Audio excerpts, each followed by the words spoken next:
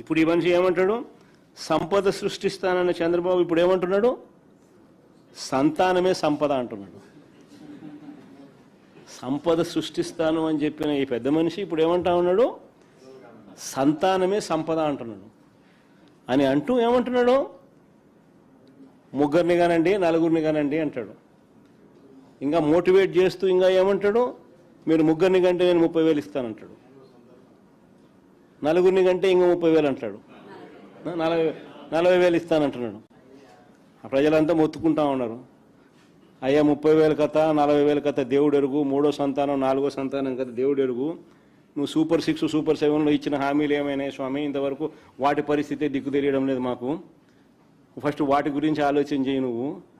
ఆ తర్వాత నువ్వు 3వ సంతానం 4వ సంతానం గురించి నువ్వు చెప్తే ఏదో అంతో ఇంత వినేదానికి అవకాశం ఉంది అని ప్రజలు ఈరోజు మొత్తుకుంటా ఉన్నారు. నిజంగా మొట్టమొదటిసారిగా నేను చూస్తూ ఉన్నా, ఈ పెద్ద మనిషి చంద్రబాబు నాయుడు గారు ఏదైతే చెప్తాడో కనీసం ఆయనన్నా పాటించాలన్నా,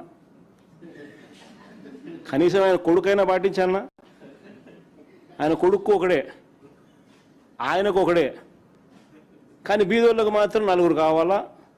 వాళ్ళు చదువుకోకూడదు, వాళ్ళ క్వాలిటీ ఎడ్యుకేషన్ ఇవ్వకూడదు, వాళ్ళకి ఇంగ్లీష్ మీడియం చదువులు ఇవ్వకూడదు, వాళ్ళ బతుకులు ఎప్పుడూ చితికిపోయి ఉండాలా అనే ఆలోచన, దిక్కుమాలిన ఆలోచన చేయగలిగిన వ్యక్తి ఈ ప్రపంచంలో ఎవడన్నా ఉన్నాడంటే ఒక చంద్రబాబు తప్ప ఇంక మూడోవాడు ఎవడు ఉండడు.